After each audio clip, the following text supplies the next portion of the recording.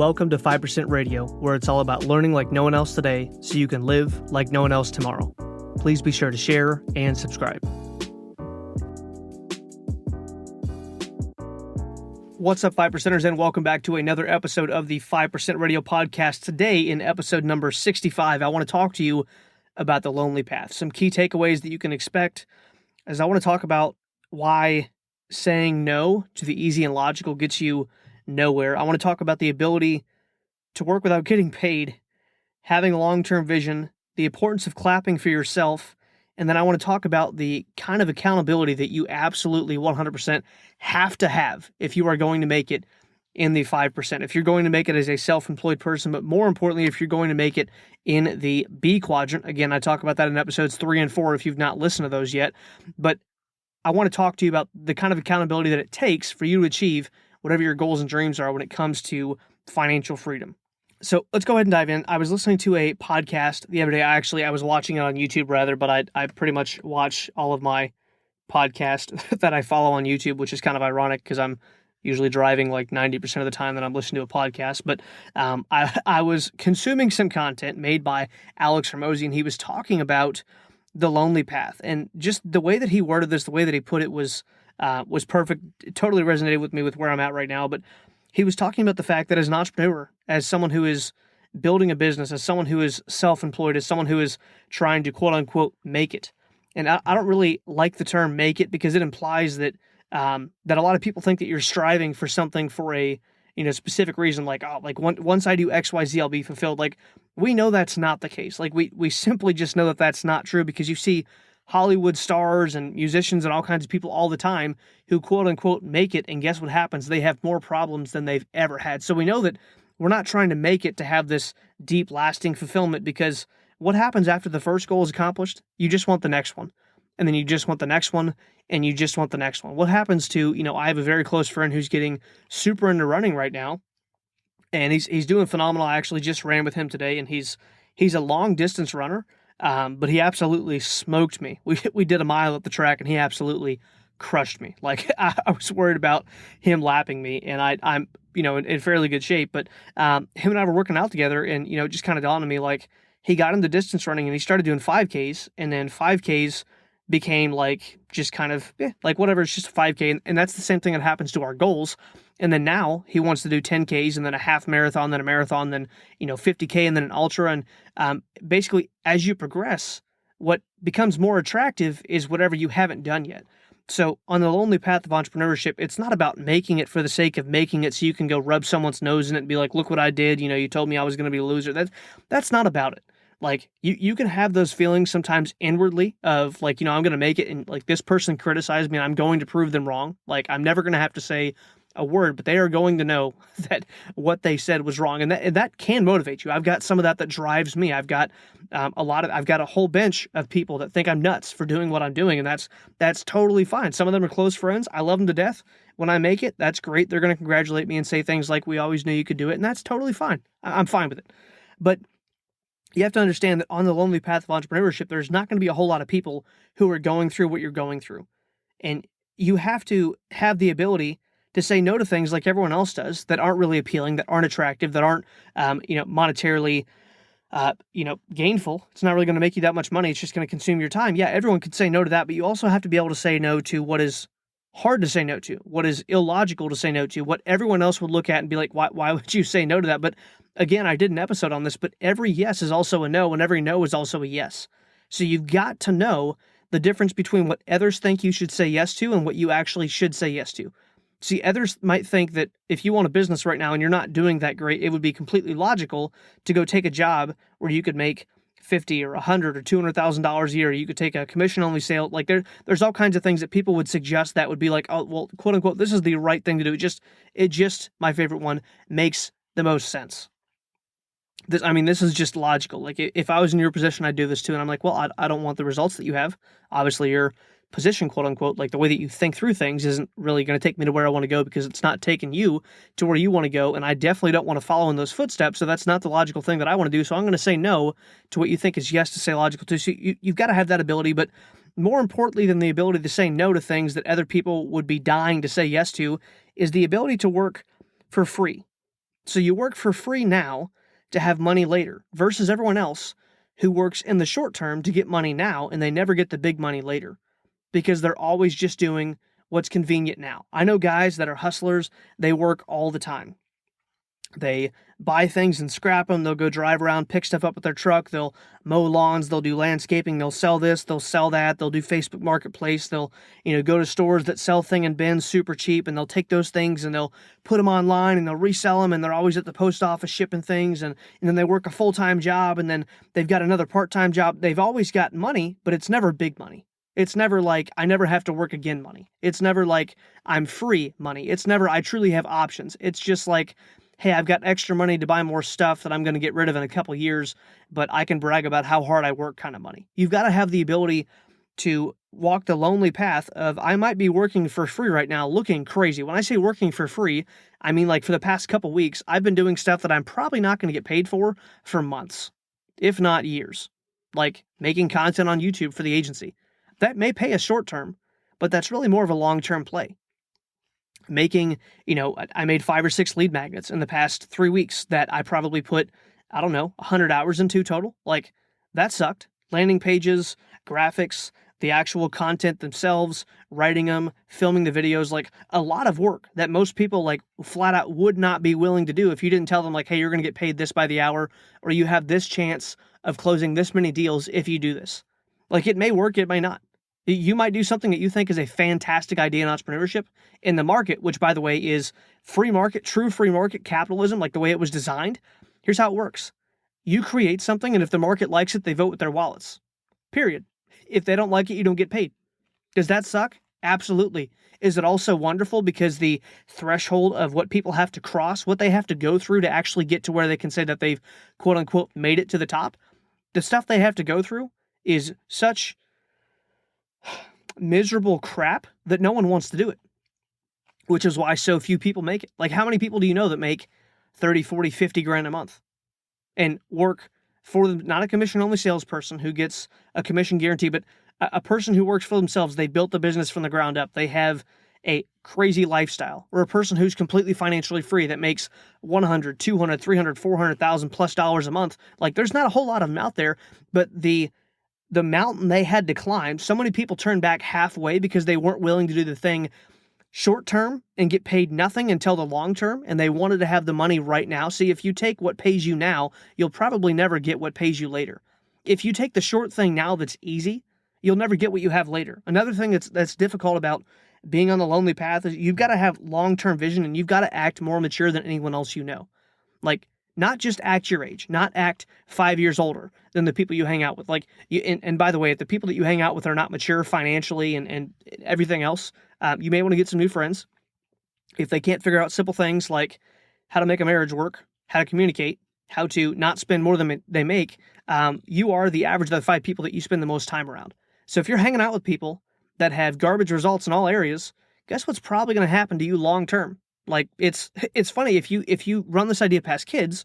Like my wife and I help out with youth at our church, and generally speaking, it's more me than her because she's got the 2 kiddos Wednesday evenings, and she comes with me. But you're kind of changing diapers and dealing with fussy babies, and I can't have them with me because I'm one of the youth leaders. But so we have our youth pastor and myself and my wife and his wife, and it's funny because a lot of the times when you explain things to kids about, like, should you hang out with a certain type of person if those aren't the values that you want to reflect in your own life, they understand, like, immediately, like, no, like that's the wrong thing to do. I don't want that. And I explained to them, like, you're going to come to a fork on the road in a lot of your relationships, going from middle school to high school, or high school to college age, or, basically going from graduating school to like starting a family and doing real life stuff. You're going to come to a fork on the road with a lot of those relationships and realize that those people are not going to a place you want to go. And you don't have to cut it off by being rude to them, but like, you're going to have to ditch some people, like, not in a rude way, just like you're going to grow apart silently, and they still know you care about them, but it's not going to be your bestie. Like, it's not going to be the person that you spend all the time with. And you've got to be willing to do this in all of the areas that you want to grow in as a 5% person. Like, walking the lonely path of saying, I'm going to spend time around people whose results I want. And like, I have this deep burning desire in everything I do. I don't care if it's in ministry, in business, in our marriage and parenting. Like, I never want to be a big fish in a small pond. I hate that feeling. I hate when everyone knows me. I hate when everyone thinks like, oh, like that person's the most talented at this thing. Like I want to be the worst person in the room wherever I go. So I have to work my way from the bottom to the middle to however far I can get over. And I realize that I can't always be the best, but I can always strive to be the best that I can be. Like I do not want to be a big fish in a small pond with my business. I don't want to hang around other people that have smaller businesses than me all the time that are stuck dealing with the same problems or smaller problems that I'm currently dealing with, because my thinking will not go up. It will grow in the wrong direction, which is down. It will literally grow down to the size of the people that I'm with. Like, have you ever seen a tree that could not get sunlight or that could not get water because something else was in its way, and it grew around that thing, but it had to go down first? Like, if I'm hanging around people who I'm not getting nourishment from and they're blocking me from growing, I'm going to have to take a lateral move, possibly go down before I can find someone else. Like, I don't want to spend time around people. I heard a pastor preach a sermon one time. His name is Bruce. Awesome guy. He was our pastor for quite a while. He preached a sermon about funnels and straws, saying that there's two kinds of people. There's people who are funnels, meaning they pour into you, and there's people who are straws. They only suck the life out of you. And you've got to realize that if I'm hanging around and spending all my time around straws versus funnels, I'm always going to be empty. I'm always going to be pouring into others. Yes, service before self is a very important principle for leadership, for business, for everything you do. But I've got to have people that grow me, that challenge me, that make me want to get better. Just like I talked about today, I was running with a friend of mine who is strictly a runner.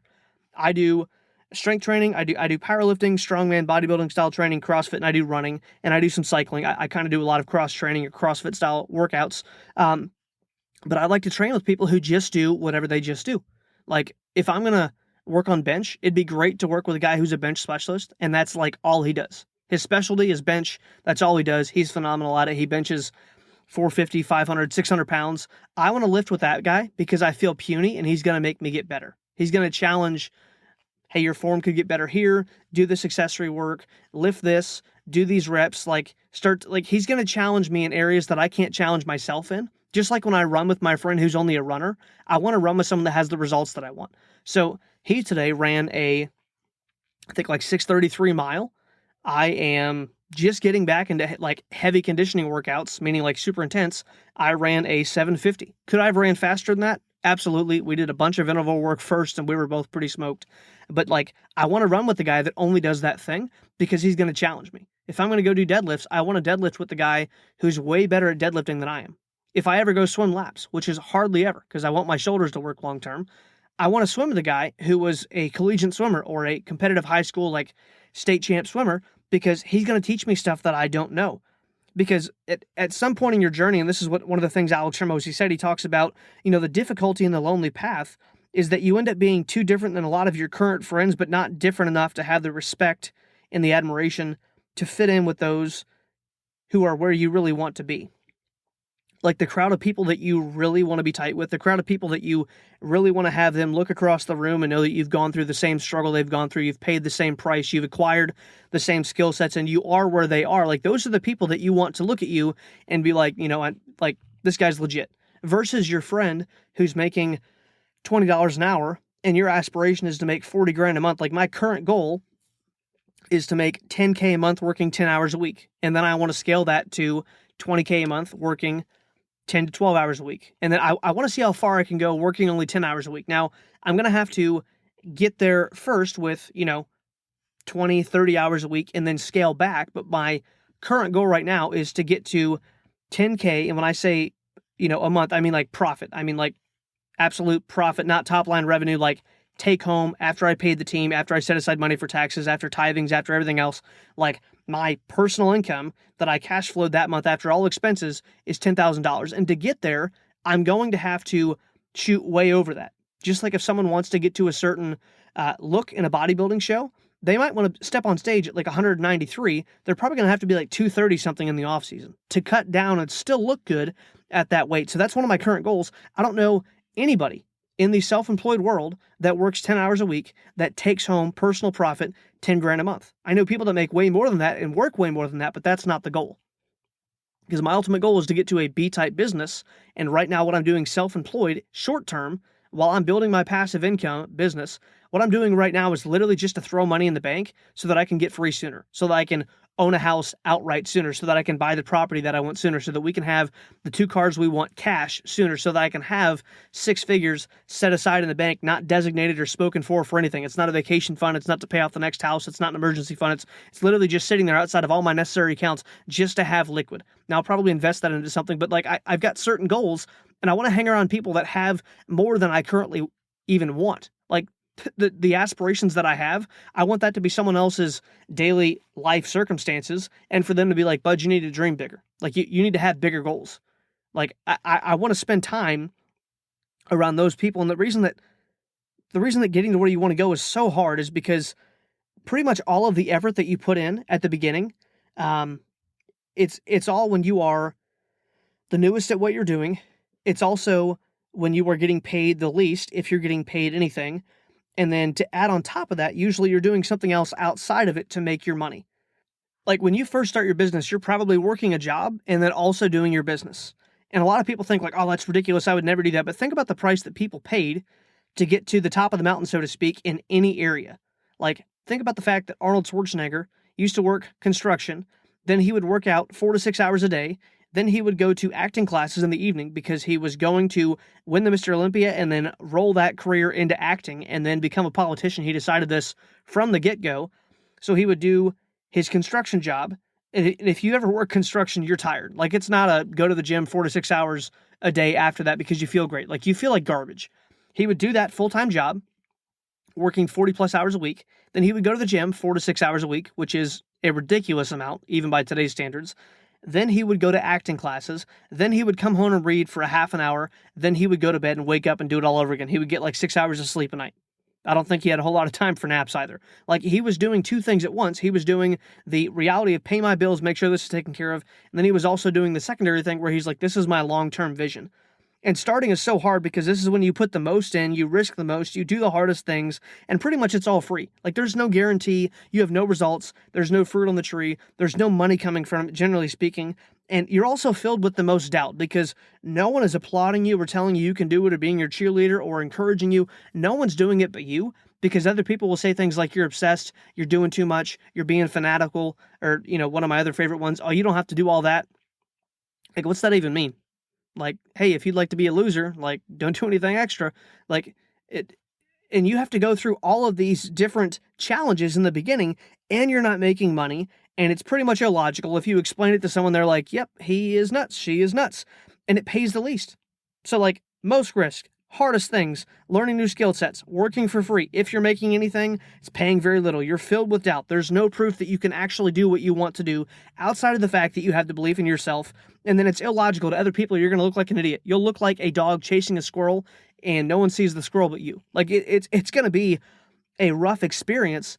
But if you can push through that, like getting things started, it's been said that getting a rocket in orbit takes the most fuel. Like once it's in orbit, once it's actually going, then like it doesn't really take that much to get it to its destination, but getting it out of orbit, like getting it taking off, getting it up to speed, getting it to break the Earth's atmosphere, like gravitational, like all that stuff takes a significant amount of the rocket's fuel. But for it to just cruise, once it gets out of the atmosphere, like not that much fuel, not that hard, not that much resistance. And that's the hardest thing because people will usually spend all of their energy getting the thing started, and then what it takes to actually maintain, like what it's going to take to go from, 10 grand a month take home to 20 grand a month take home is going to be easier than what it's going to take to go from nothing to 10 with whatever you're currently doing.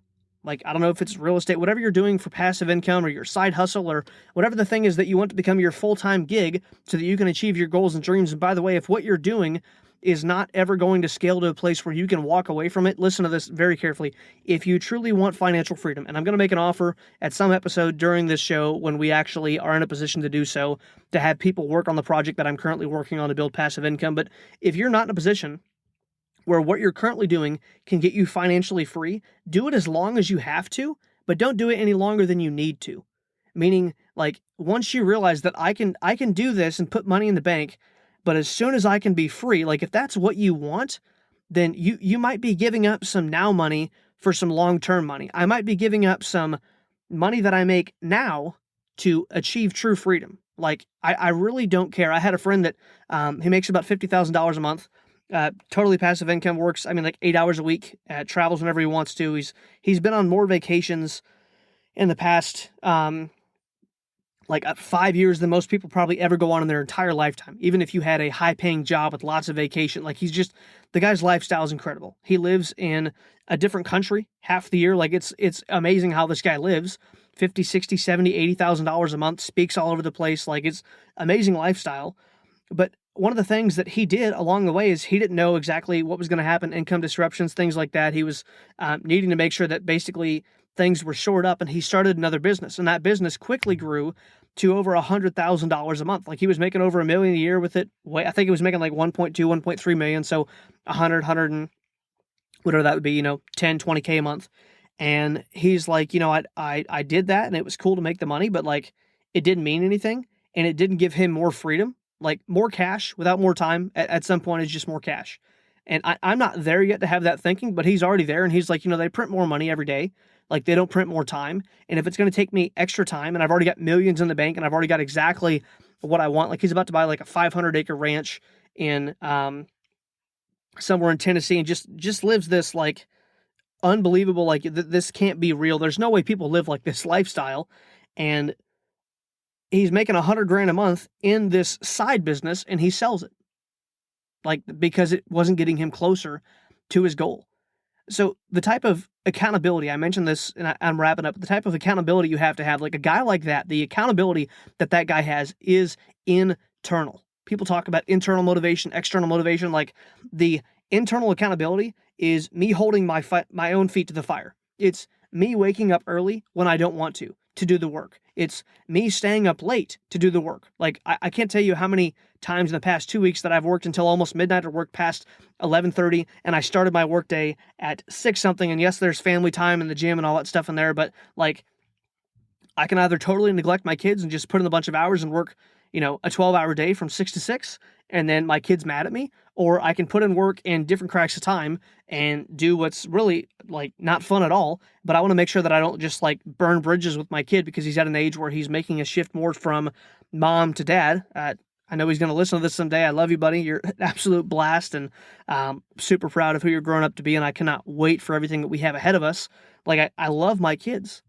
I love my son Elijah. I love my son Jeremiah. I love my wife, and I'm not going to just sacrifice every single bit of time with them just to make it a little bit sooner. Like, ultimately, the goal is freedom. So right now, what we're doing is to put money in the bank. Like, that's all it's for. It's just to pay bills and put as much money in the bank as possible.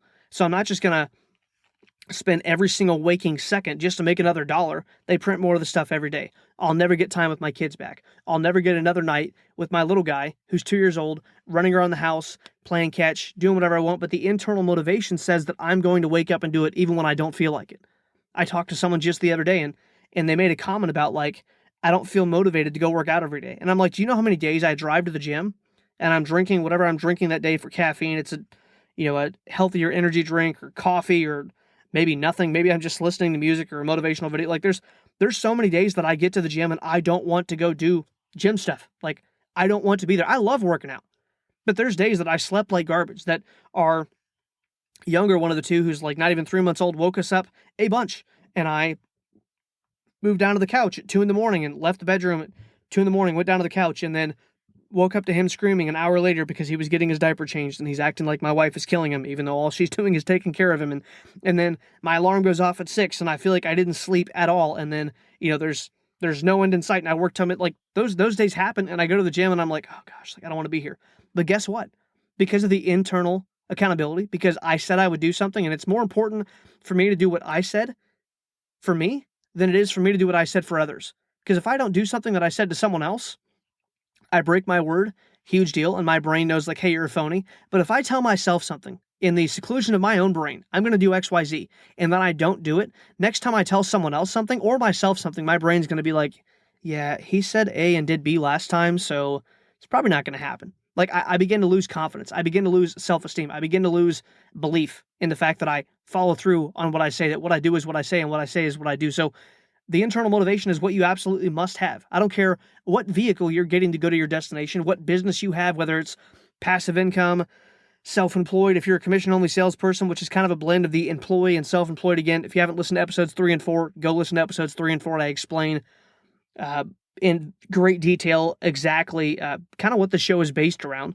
I've got to know exactly what I want, and I've got to keep myself accountable on the inside with just me when no one's there, when no one's clapping, when it's literally just me and the audience clapping for me, like, hey, you're doing a good job, keep going. I know this sucks, but it's going to be worth it. When that's the only thing that I hear, and maybe my wife, when that's the only thing and everyone else is like, hey, have you thought about doing this instead? Have you thought about this? This would make more money. Now, this, like, it sucks.